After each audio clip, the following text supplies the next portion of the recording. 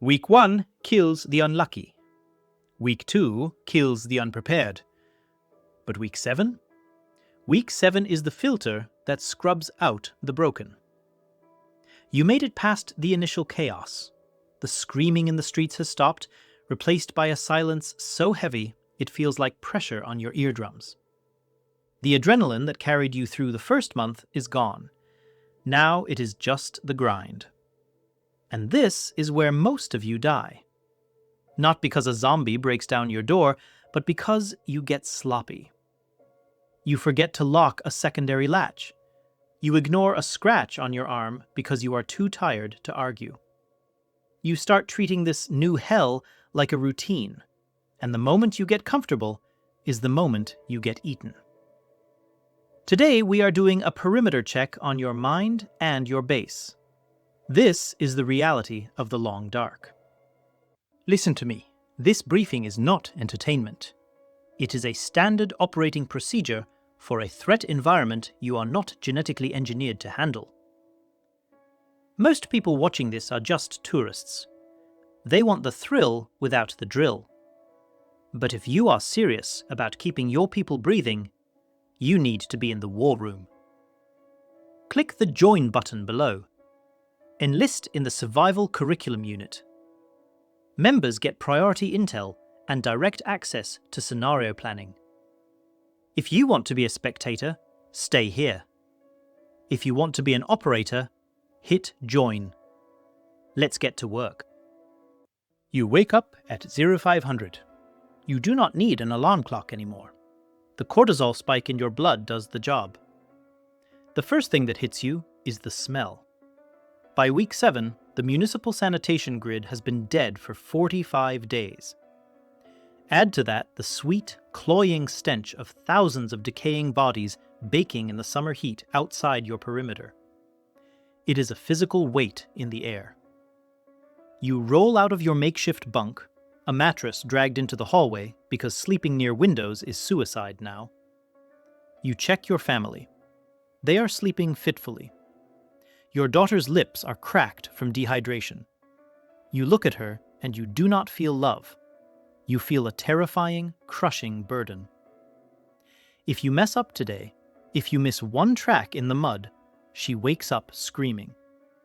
You grab your pry bar and your silent weapon, a sharpened rebar spike, and you move to the window boards to peer through the slat. Nothing moving. Just the heat shimmer and the flies. Millions of flies. Here is where the average civilian fails. After 40 days of checking that fence, your brain starts to trick you. It is called normalization bias. You look at the fence, and because it held yesterday, you assume it will hold today. You stop looking at the chain link and start looking through it. You miss the subtle signs. Maybe the tension wire is sagging 2 inches lower than yesterday. Maybe there is a smear of dark grease on the post that wasn't there last night, residue from a walker leaning against it for hours. The untrained eye glides right over that. They walk out into the yard to check the rain catchers, assuming the perimeter is secure because they didn't hear an alarm. That is a fatal error. In a week 7 scenario, the threats aren't the running, screaming hordes from the movies. The threats are the silent lurkers that have been eroding your defenses while you slept. I see the comments already. You armchair generals are saying, "Sergeant Miller, why are you still in a house? I would have moved to a concrete warehouse or an oil rig by now." Let me shut that down. By week 7, mobility is death. The fuel stabilized for civilian use is gone, or guarded by people with better optics than you. The roads are choked with gridlocked steel coffins. If you try to move your family now, you are a snail leaving its shell in a salt mine. You hold what you have. Your SOP for the morning perimeter check needs to be tactile. Do not just look. Shake the fence. Walk the line.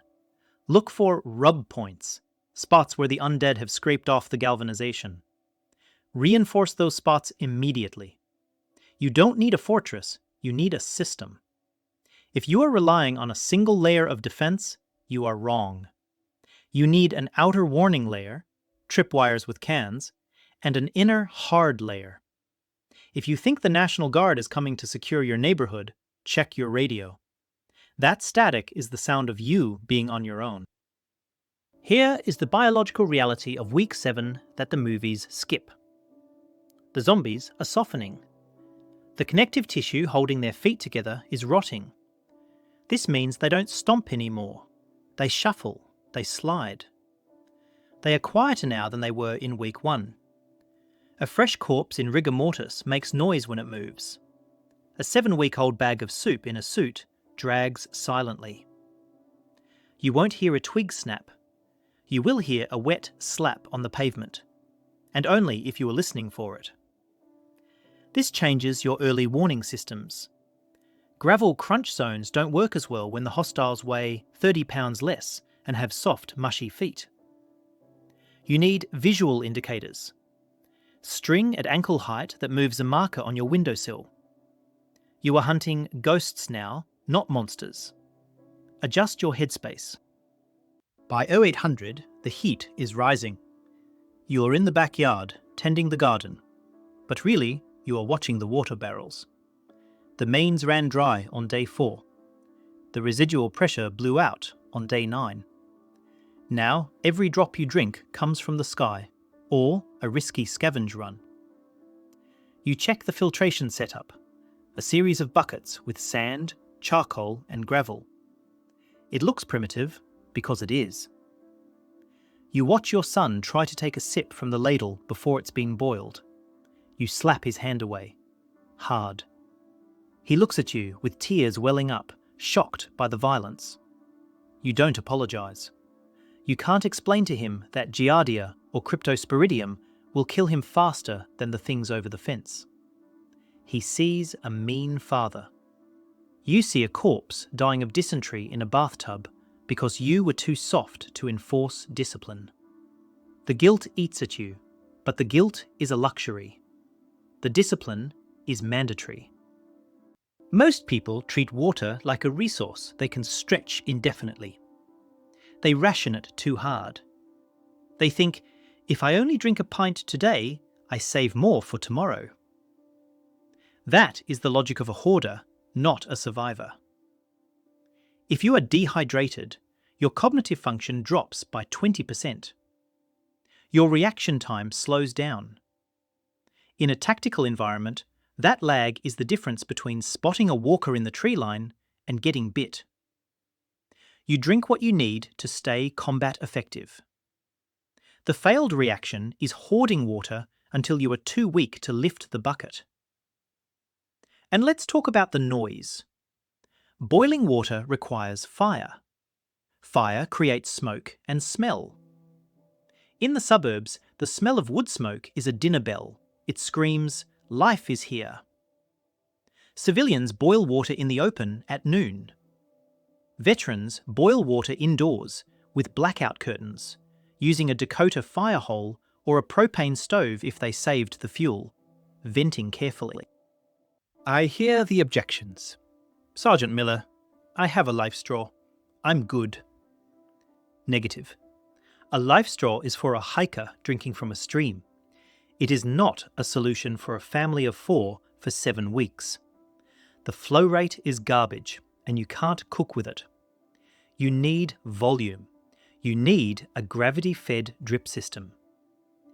Rainwater harvesting is your primary source, but you have to treat it as contaminated. Bird droppings on your roof? That's salmonella. Ash from burning cities? That's chemical runoff. You need a first flush diverter. If you don't know what that is, you are drinking poison. And for those thinking, I'll just loot the grocery store for bottled water. Think about the weight. Water weighs 8.3 pounds per gallon. Are you going to ruck 50 pounds of water 3 miles back to base through hostile territory? No. You are going to die tired. Secure a source on site. If you can't, your location is burned. Move or die. Here is the twist with the undead and water. They don't drink, but they congregate. Why? Because animals congregate. Deer, stray dogs, rats, They all go to standing water, and the zombies follow the food. If you have a pond, a creek, or a swimming pool nearby, that is a high traffic zone. It is a kill box. You might think a pool is a great reservoir. In week 7, a swimming pool is a soup of algae, dead leaves, and likely a bloated walker that fell in 3 weeks ago and has been marinating in the deep end. One drop of that water in your eye or an open cut, and you are fighting the infection. Not the zombie virus, but sepsis. You have to treat water sources as biohazards. Do not approach them without checking the perimeter for ambush. The noise of running water, even a small stream, masks the sound of their approach. Water is life, but in this world, water is also a trap. Afternoon, the sun is high. This is quiet time, not for napping, but for work that doesn't bang. You are patching a hole in your jeans with dental floss.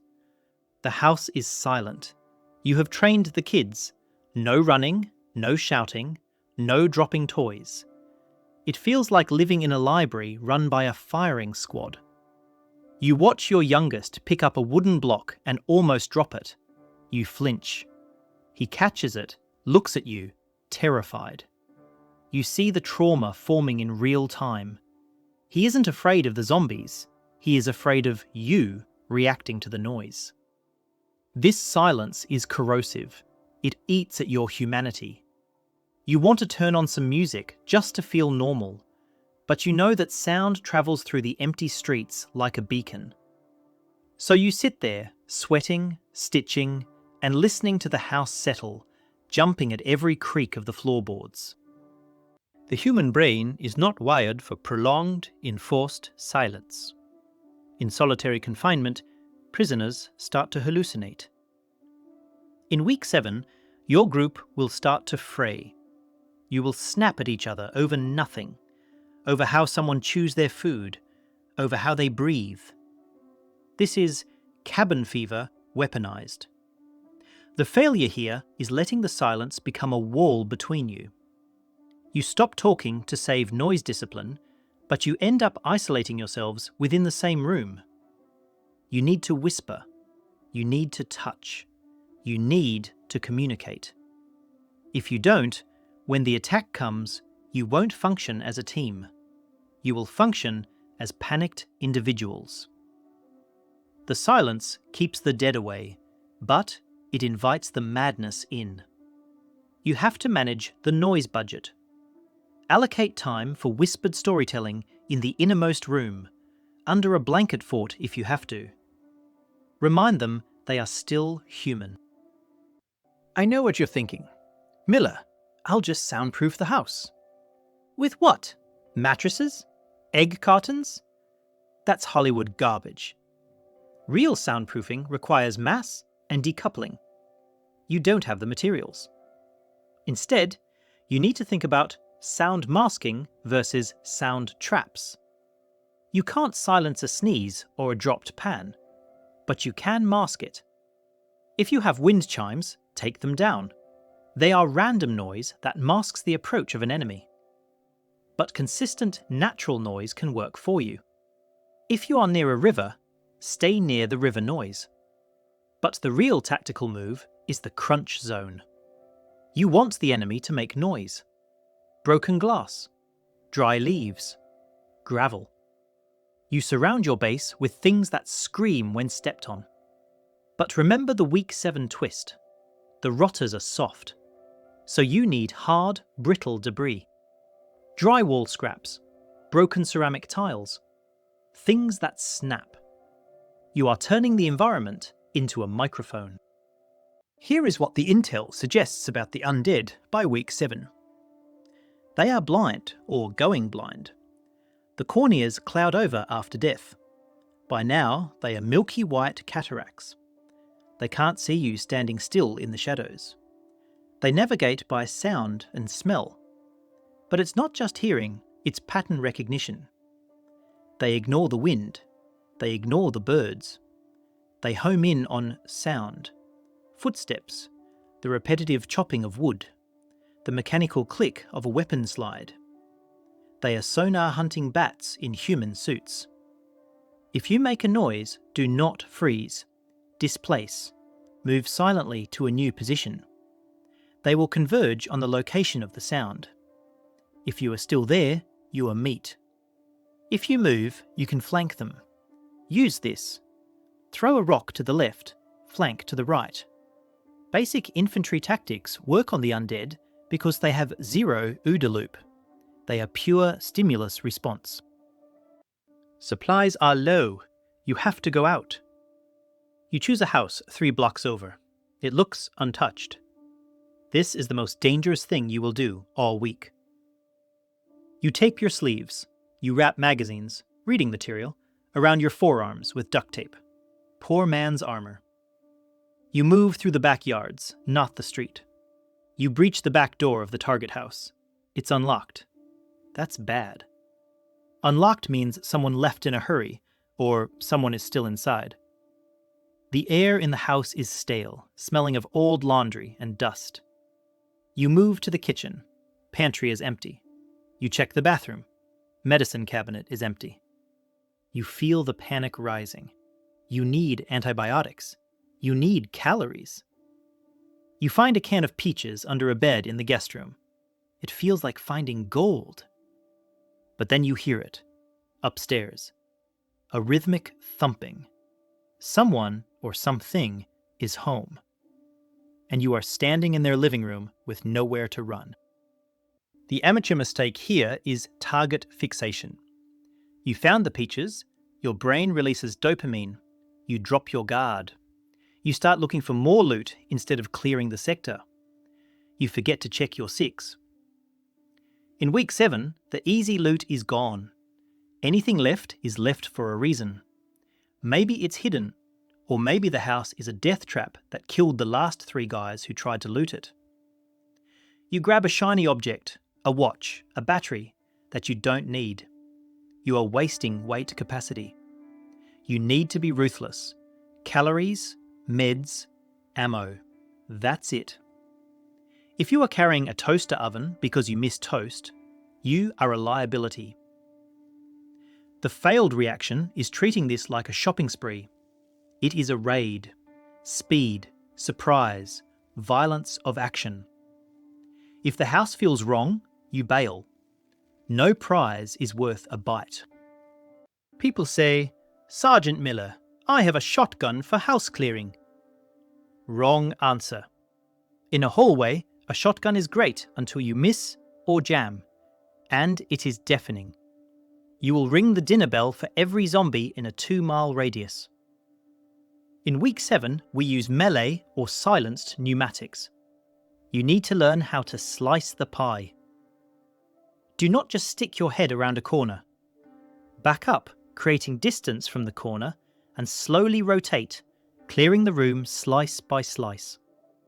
If you see a foot, you stop. You assess. And doors? Doors are fatal funnels. Never stand in the doorway. That is where you die. Move through fast and get to a corner. And about that magazine armor on your arms, it works against teeth, but it limits your mobility. It makes you overheat. Balance protection with agility. If you can't climb a fence because you are taped up like the Michelin Man, you are dead anyway. The unique threat in week 7 is the sleeper. These are zombies that have gone dormant to conserve energy. They collapse in closets, behind sofas, or under piles of laundry. They look like corpses. They don't moan, they don't move, until you step on them. Or until you open the closet door and the sudden light triggers a predatory reflex. You walk into a room, you think it's clear because it's silent. You start looting. Suddenly, the pile of dirty clothes in the corner lunges at your calf. This is why you prod everything. You use a long tool, a broom handle, a golf club, to poke piles of debris. You kick doors before you enter to stimulate a reaction. Never assume a body is dead until you have destroyed the brain. Double tap? No. In week 7, we conserve ammo. It's the safety poke. Verify the kill before you turn your back. The sun goes down. The team, your family, gathers in the secure room. You have the blackout curtains drawn. A single candle burns. Now comes the worst part of the day. The check. Everyone strips down. You inspect each other. You are looking for bites, yes, but also scratches, bruises, ticks, infection. It is humiliating. It destroys the boundaries of privacy that civilized people rely on. Your teenage daughter hates it. She cries. She tries to hide a bruise on her shin because she fell while gardening and doesn't want you to worry. But you have to force her to show it. You have to be the tyrant, because if that bruise is a bite, she is a time bomb. You touch her forehead, checking for fever. She pulls away. The trust is eroding. She looks at you like a prison warden, not a father. And you have to accept that role. To keep her safe, you have to make her hate you. The most dangerous lie in the apocalypse is, I'm fine. People hide injuries. They rationalize it. It was just a nail on the fence. It was a branch. They are terrified of being exiled. They are terrified of the solution. So they hide it. They fever up in the middle of the night. They turn while sleeping next to you. The reaction to a potential infection cannot be anger. It must be medical detachment. If you scream at them for getting hurt, they will hide the next one. You have to create a culture of amnesty for accidents, but zero tolerance for concealment. If someone hides a scratch, they endanger the unit. You have to explain, I am not checking you to punish you. I am checking you because I love you too much to let you turn into one of them. But words are cheap when you are holding a knife. Let's talk about the Hollywood myth of amputation. You see a guy get bit on the hand, they chop it off, and he's fine. In reality, blood circulates through the body in about a minute. If the virus is potent, you have seconds, not minutes. If you are going to amputate, you need a tourniquet applied immediately, proximal to the wound, tightened until the pulse is gone. Then you cut. And then? Then you have a person in shock, bleeding out, prone to infection, in a world without hospitals. Most field amputations in week 7 are death sentences anyway. You are just choosing a slower death by sepsis over a fast death by virus. The steelman argument is it worth it? Yes, if you have the supplies to treat the stump. If you have cauterization tools and antibiotics. If not, you are torturing a dying man. Make the call before the bite happens. Have the conversation. If I get bit, do not chop me up. Just end it. The virus in week 7 is different. In week 1, the hosts were fresh. The virus was incubating. Now, the zombies are walking petri dishes. Their mouths are full of rotting flesh, bacteria, and concentrated viral load. A bite now is not just a viral transmission. It is a massive bacterial injection. Even if you are immune to the zombie virus, which you aren't, the bacteria in that mouth will give you gangrene in 24 hours. The infection rate is accelerated. The fever hits faster. The turn time drops. You don't have the luxury of a long goodbye. If someone is bit in the neck or torso, it's over in minutes. If it's a limb, you have a small window. This changes your engagement distance. You used to push them back with your hands. Now, you don't touch them. You don't let their fluids splash on you. You need eyewear. A drop of week 7 sludge in your tear duct is game over. 0300, you are on watch. The rest of the house is asleep. You are staring at the tree line. The moon is full. Shadows stretch and contort. You blink, and for a second, the tree looks like a man. You rub your eyes.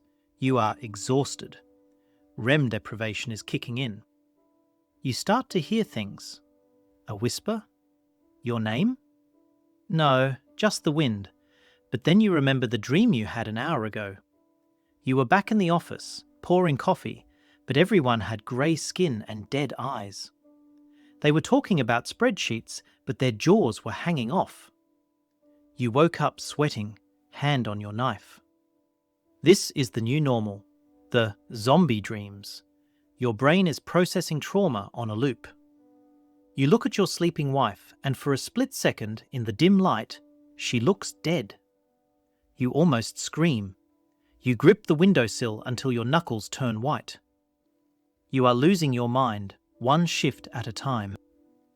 The untrained survivor tries to suppress this. They drink alcohol if they have it. Bad move, ruined your sleep quality. They pretend they aren't scared. But fear that isn't processed comes out as rage or hesitation. You need a protocol for psychological first aid. Name the fear. When you wake up from a nightmare, tell someone, "I dreamt they got in." Just saying it takes the power away.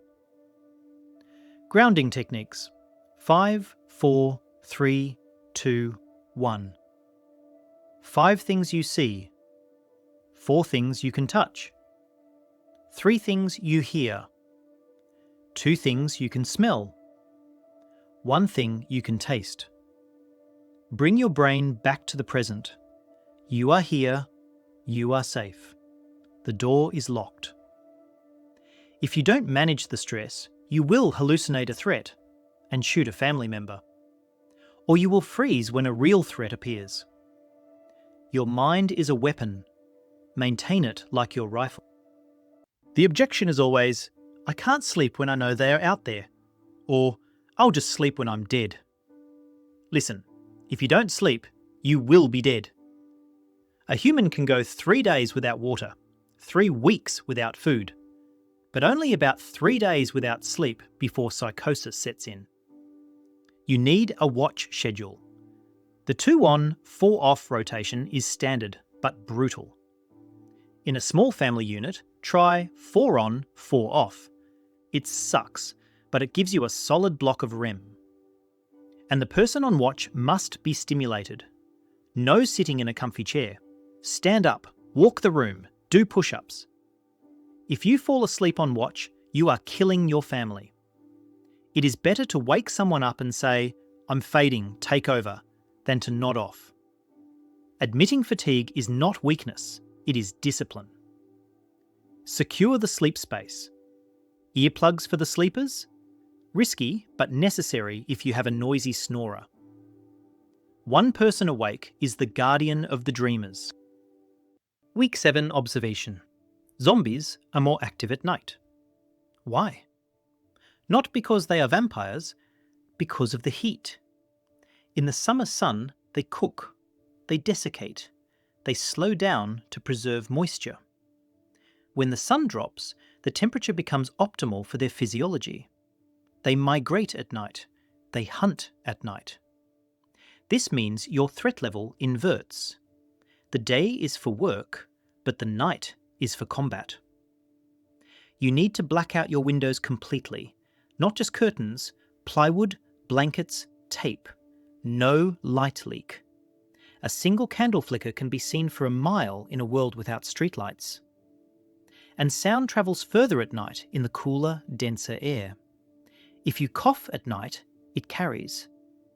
The night is not for sleeping anymore, it is for hiding. You are the prey item. Act like it. Week 7 is just the beginning. If you survive this, you hit the next wall. Winter, starvation, the marauders. The challenges don't get easier, you just get harder. Or you break. The life you had before, the coffee shops, the internet, the safety, that was a dream. This, the fence, the knife, the silence, this is reality. You aren't fighting to get back to the old world. That world is gone. You are fighting to build a new one. A world where safety is earned every single morning. A world where you are the only thing standing between your family and the dark. Look at your hands. They are dirty. They are calloused. They are shaking. Good. That means you are still alive. Keep them that way. The simulation ends here for the civilians, but the training continues for the unit. We are already running scenarios for week 12 and the winter collapse in the members-only briefings. If you want to survive the frost, you need the intel. Click the join button, secure your rank. Support the channel so we can keep the lights on in this bunker. If you are not on the list, you are on the menu. Prepare your gear, check your perimeter, hug your kids. Dismissed. One last thing. Look at the empty chair at your table. Maybe you lost someone in week 1. Maybe they just didn't make it home. Don't remove the chair. Keep it there. Not as a shrine to grief, but as a reminder of the stakes. Every time you feel lazy, every time you want to skip the perimeter check, look at that chair.